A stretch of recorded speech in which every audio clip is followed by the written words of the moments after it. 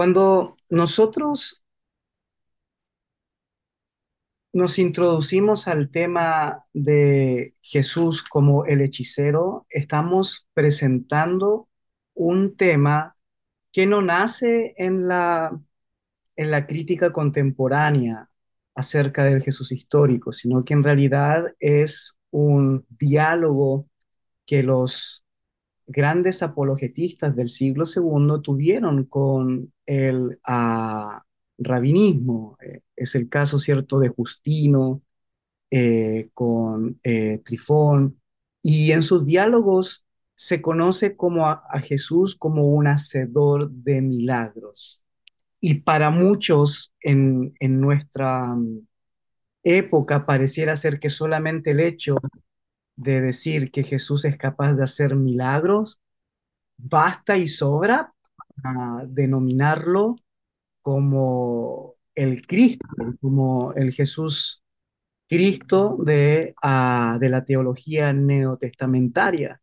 Pero pareciera que en el contexto donde nace esta discusión no es así, que el Jesús histórico haya hecho milagros no le otorga ninguna característica sobrenatural, ni mucho menos le otorga ninguna característica divina.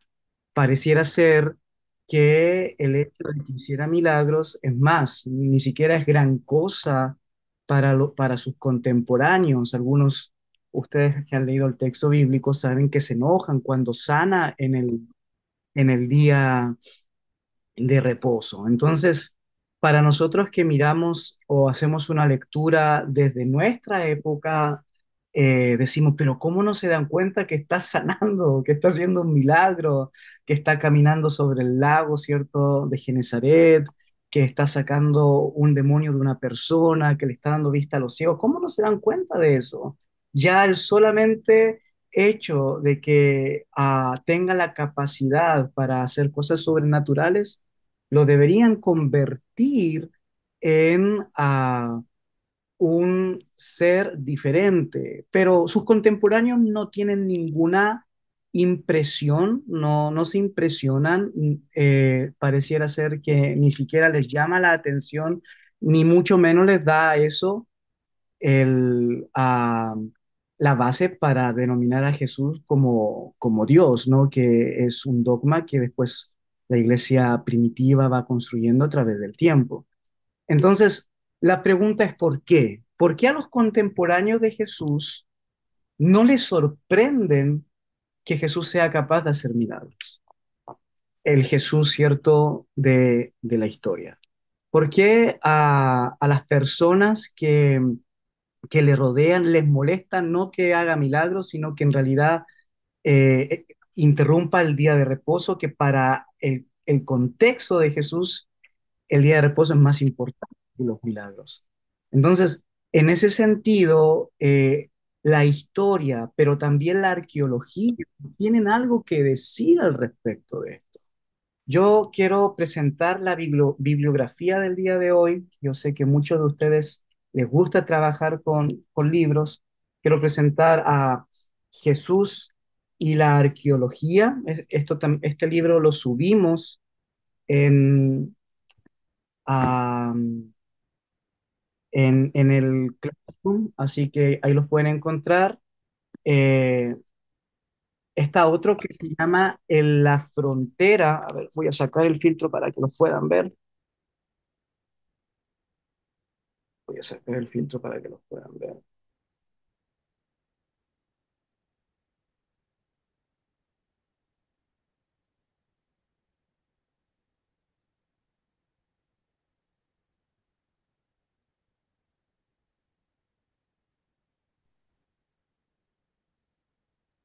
Ahí está. Este que se llama En la frontera de lo imposible, editado por Piñero, que es un libro, pero excelente, excelente, que tiene que ver, ¿cierto?, con la taumaturgia, con la capacidad de muchos contemporáneos en los tiempos de Jesús de hacer sanidades y de hacer milagros. Me gusta mucho porque trabaja a Jesús el Galileo, a Judas, perdón, el Galileo, que fue crucificado unos años antes que naciera Jesús y pareciera ser que él también hizo muchos milagros. Está este otro que se llama Jesús y los Espíritus de Esther Miquel Pericas, y ese también lo subimos al Classroom, así que también lo va a tener.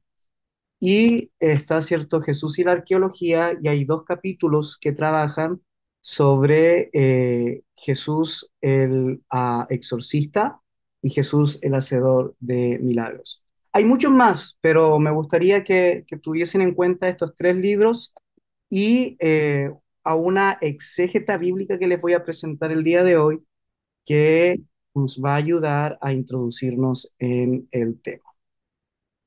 Entonces, la exégeta del día de hoy tiene que ver con, cierto, con la directora del Centro Epigráfico a Jefferson para la Historia Judía de la Universidad Bar-Yan en Ramat Gan.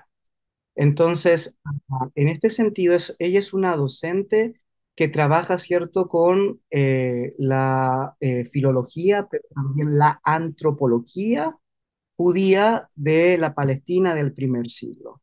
Y ella nos dice en este libro, Jesús y la arqueología, la página 247, que la creencia en demonios era un elemento generalizado y aceptado en el torno judío en el periodo del Segundo Templo, y en el caso de ciertos círculos incluso constituía una característica fundamental de su cosmovisión. Recuerden ustedes que el tema de las posesiones eh, es, es un tema cultural para algunas personas, ¿cierto? Una persona está poseída, para otras personas necesita un psiquiatra, para otras personas necesita, ¿cierto? Algo diferente. Entonces, en ese sentido, más allá de que yo crea, ¿no? Que los demonios existen o no existen, ese no es el tema del día de hoy. Este no es un curso de teología, es un curso de arqueología. Eh, Más allá si usted cree que existen o no, y muchos de ustedes han tenido experiencias sobrenaturales increíbles, me gustaría que hoy aprendiéramos a ver los exorcismos de Jesús más allá de su poder, más allá de el tema cierto de lo demonológico, sino que pudiésemos ver el tema desde su contexto para poder leer una importancia única y diferente que hasta el momento se ve poco y se enseña poco. Entonces, en este sentido, eh, Doctor Escher nos dice, ¿cierto?, que se constituye una norma que en la cultura de la Palestina del primer siglo pareciera ser algo normal. Ahora, los evangelios sinópticos, y aquí vamos a hacer uso de la teología, contienen 6 relatos de posesiones y exorcismos, solamente 6. Y la fuente principal para los que son teólogos aquí, ¿no? Aquí yo tengo doctores en teología, magíster en teología, profesores de teología, y ustedes saben, ¿cierto?, que la fuente principal es el Evangelio de Marcos. Desde allí pareciera ser que, que nacen los grandes relatos de las posesiones. Ahora, que los relatos de las posesiones contengan fuentes primarias para los historiadores. Aquí yo tengo también historiadores de profesión y magíster en historia. Para los historiadores eh, es algo especial, porque cuando un tema tiene fuentes primarias y después fuentes secundarias, pasa a los filtros de la historiografía como disciplina académica que entiende ciertos relatos que sucedieron más allá de que se cuente subjetivamente o que contenga propaganda o cierto una agenda política. Más allá de eso, cuando hay fuentes primarias y secundarias, pareciera ser que se puede caminar sobre lo historiográfico.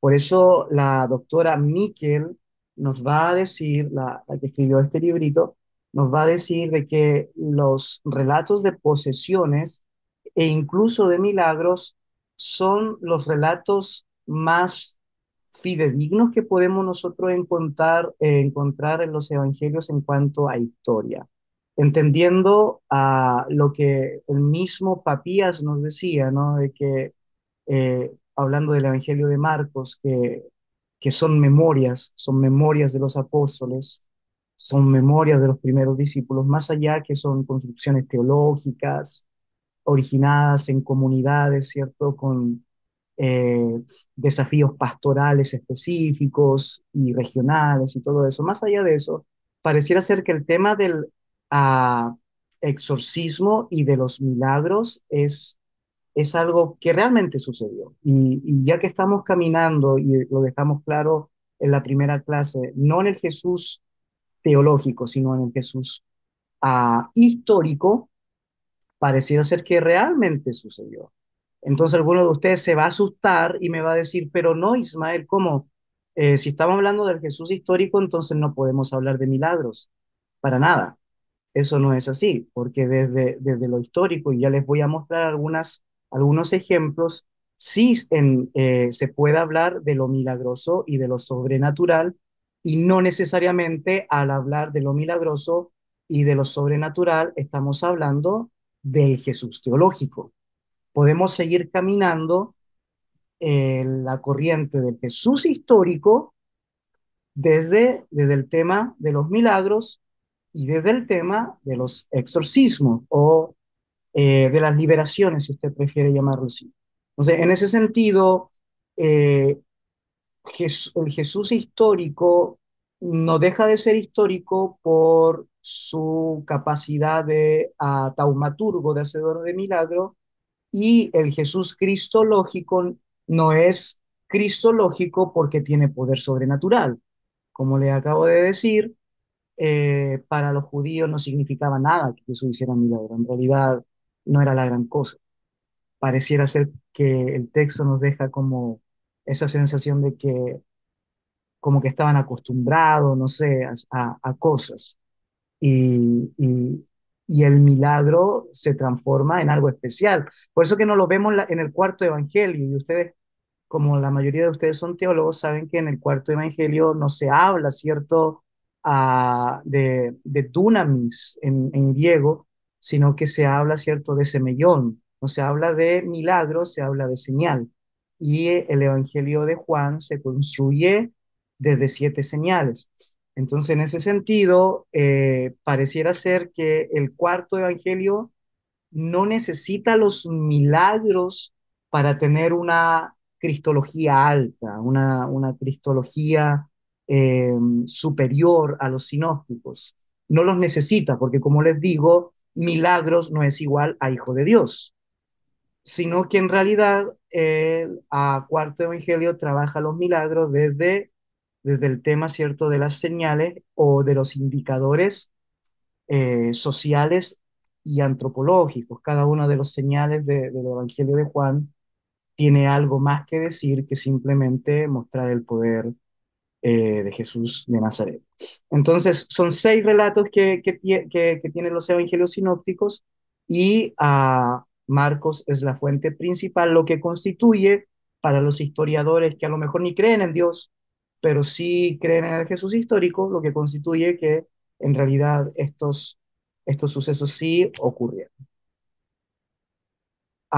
Primera de Samuel 16, 14, 23 constituye el relato más antiguo que nosotros tenemos en la tradición veterotestamentaria sobre posesión o sobre molestia de algún espíritu, ¿no? Y eso no voy a ocupar mucho tiempo porque ustedes ya conocen este tema. Entonces, en este sentido, todos sabemos, ¿cierto? Dice el texto de que el espíritu de Jehová se apartó de Saúl y le atormentaba un espíritu malo de parte de Jehová. Lo que me impresiona que el hebreo, que lo deja muy claro aquí, no utiliza una palabra distinta. Si ustedes siguen mi mouse, el hebreo no utiliza una palabra distinta para hablar sobre espíritus malos. Es la misma palabra que usa para hablar, ¿cierto?, del espíritu de Yahvé, que es Ruach. Es la misma palabra. Es la misma palabra. Ruach para espíritu de Yahvé y Ruach para espíritu malo. Entonces, en este sentido, pareciera ser que en la conciencia veterotestamentaria no está bien sistematizado y todavía no está bien trabajado el asunto de las posesiones. Eh, Cuando se amplió este texto, tenemos nosotros dos ampliaciones. Tenemos a la antigüedad de los judíos, escrita por Josefo, y tenemos, cierto, el pseudo Filón, que fue escrito, algunos piensan en cerca del año 70 o en la caída de Jerusalén, o algunos piensan de que fue en el 135, ¿cierto? Cuando Adriano no deja entrar nunca más a los judíos y construye su ciudad romana, la Aelia Capitolina, sobre Jerusalén, ¿no? Entonces, estos dos textos amplían el texto canónico de Primera de Samuel y en las antigüedades Josefo nos va a decir de que en realidad el espíritu que atormentaba a Saúl lo ahogaba, lo asfixiaba, es decir, le pone un poquito más, le hace un paralelo. Y la fuente eh, del pseudo Filón, que sabemos que no fue escrito por Filón de Alejandría, sino que es pseudoepígrafe, también nos amplía y nos dice que no solamente lo ahogaba, sino que jugaba con él.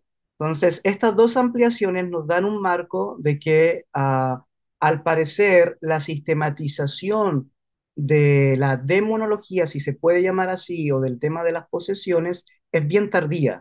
Si ustedes que conocen el texto bíblico más que yo, ¿no? Son más teólogos que yo. Si se pudiese pensar cuándo en realidad se escribe Samuel, según cierto la tradición rabínica, lo escribe Samuel, tal vez cierto, si tenemos una mirada más abierta, pensamos que es, según cierto a Von Rad y Martin Knott, pensamos que es el deuteronomista. Entonces, independientemente de quién sea, si es Samuel, estamos hablando del siglo X antes de Cristo. Si es el deuteronomista, estamos hablando del 625 antes de Cristo. O algunos de ustedes me dicen, no, en realidad, cierto, fue Edra quien editó todo, estamos hablando del año más o menos 465 antes de Cristo. O algunos que dicen, no, no, no, realmente todo es bien tardío y esto en realidad el último editor fue a en los tiempos helenísticos, en los tiempos de los macabeos, bueno, ya estaríamos hablando del 200. Pero independientemente de dónde sea, aquí no está trabajado. Quiero que noten eso, que no está trabajado porque la misma palabra que se usa para hablar del Espíritu de Dios, se habla para hablar de este espíritu malo, pero teológicamente hablando, si ustedes leen bien el texto, proviene de Dios mismo. Entonces, este espíritu malo proviene de Dios, de parte de Dios. Si se dan cuenta, aquí está la preposición me et, que viene de Dios. Entonces, en ese sentido, aquí tenemos, cierto, una conciencia teológica bien temprana en la tradición veterotestamentaria. Aquí todavía lo bueno y lo malo proviene de Yahvé. Pareciera ser cierto que el diálogo con la religión persa, que algunos piensan que de ahí proviene el tema del Mesías, del bien y el mal, del fin del mundo y todo eso, pareciera ser que todavía no había llegado. Entonces podríamos hablar de una escritura bien temprana, podríamos hablar de Samuel o podríamos hablar del deuteronomista antes de la caída de Jerusalén en el 587. Entonces, ¿cómo lo sabemos? Por el marco teológico. Siempre les enseño a mis estudiantes que tienen que aprender a leer no solamente el aparato lingüístico, sino el contexto teológico donde está cierto escrito el texto. Entonces, en ese sentido, aquí vemos un, una mirada, una teología bien primitiva en el Israel del Antiguo Testamento. ¿Ok? Ah, Voy a exponer 10 minutos más y ya les voy a dar el lugar para sus comentarios, para que, cierto, hagan sus preguntas, sus reacciones, sus desacuerdos, porque tenemos que aprender también a dialogar con respeto con temas de desacuerdo y todo eso, y está bien. Bien, entonces estas fuentes historiográficas que son tardías, recuerden, cierto, que la literatura apócrifa es del cuarto siglo antes de Cristo hasta el primero, segundo después de Cristo. Entonces, en realidad es bien tardía. Y esto lo trabaja más. Entonces, la historia de Saúl se amplía y es mejor trabajada. Y al ser mejor trabajada, uno ve, cierto, un crecimiento, una progresión teológica. Y es muy importante eso porque los, los arqueólogos que nosotros tenemos que trabajar con lo material, no con lo escrito, pero sí nos podemos servir de lo escrito para tener contexto, para tener paralelo, ¿no? Uno va a Galilea a excavar y no sabe dónde excavar, ¿qué hace? Saca un libro de Flavio Josefo, ve donde él cita algunas ciudades.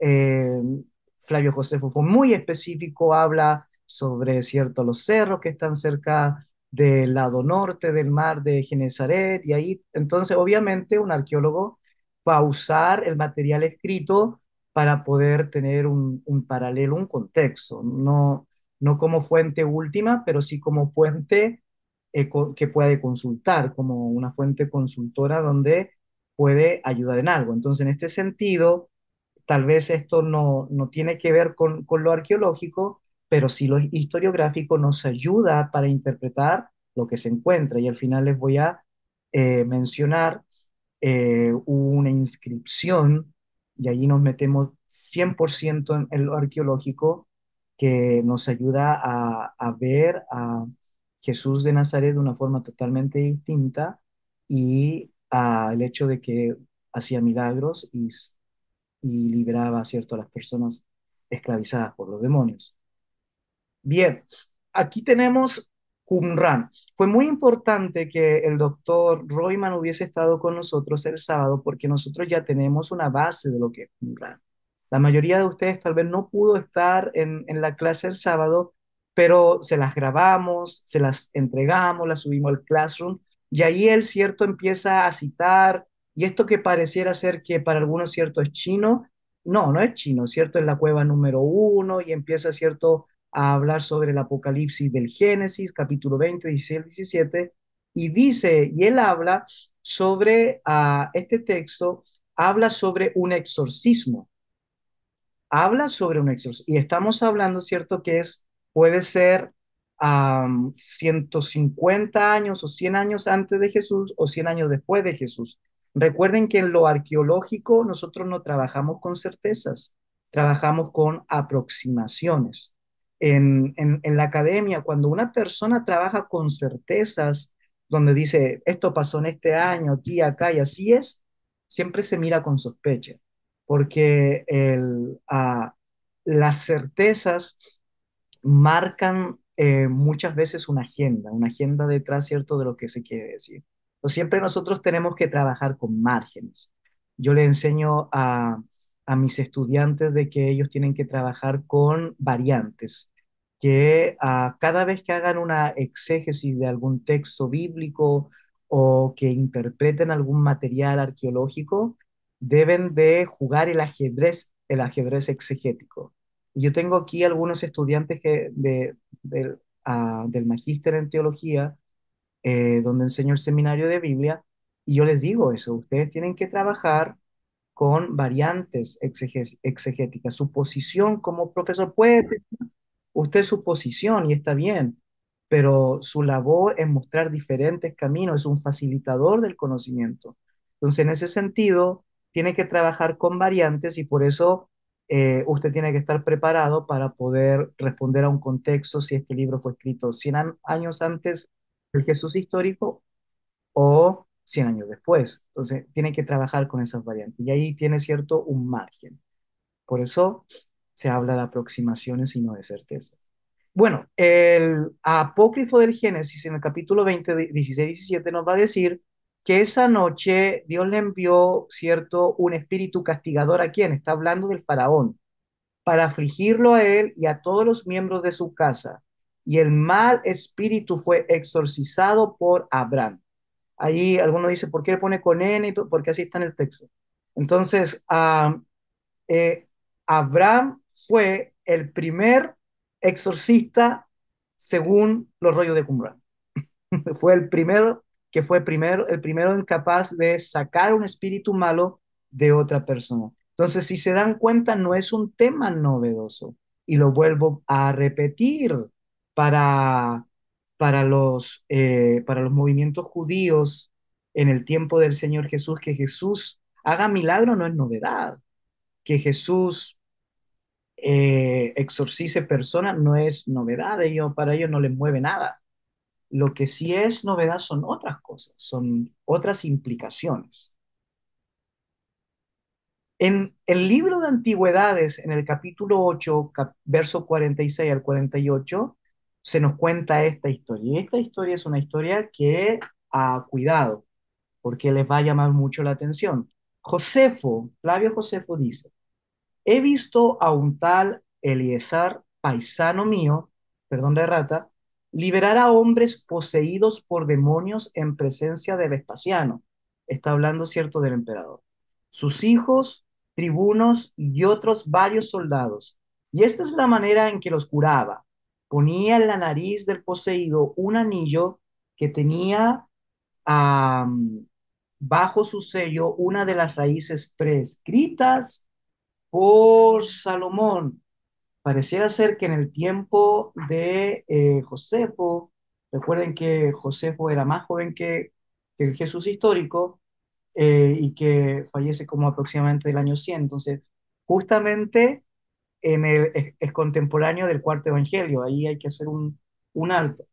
Pero él, para él, cierto, él está describiendo un exorcismo que pareciera ser que Jesús mismo lo pudo haber hecho o alguno de sus discípulos. En ese sentido, tampoco para Flavio Josefo o para sus contemporáneos es novedad. Es más, Josefo describe que incluso hasta el emperador lo vio, hasta el emperador fue capaz de verlo. Entonces, en ese sentido, eh, nos trae un tema bastante interesante, porque como les digo, y lo vuelvo a repetir, no es novedad. Aquí lo tengo completo el texto, estoy tratando de encontrar, porque al final dice que hacen cierto una especie de como de exorcismo con ritos y todo eso, pero que era algo normal. Ustedes ven en el libro de los Hechos que algunos quieren sacar ciertos demonios, como lo hacía Pablo, y utilizaban cierto la misma forma del apóstol Pablo, pero según el texto bíblico, los demonios le respondían y no se sometían a, a sus intentos. Bueno, ahí está.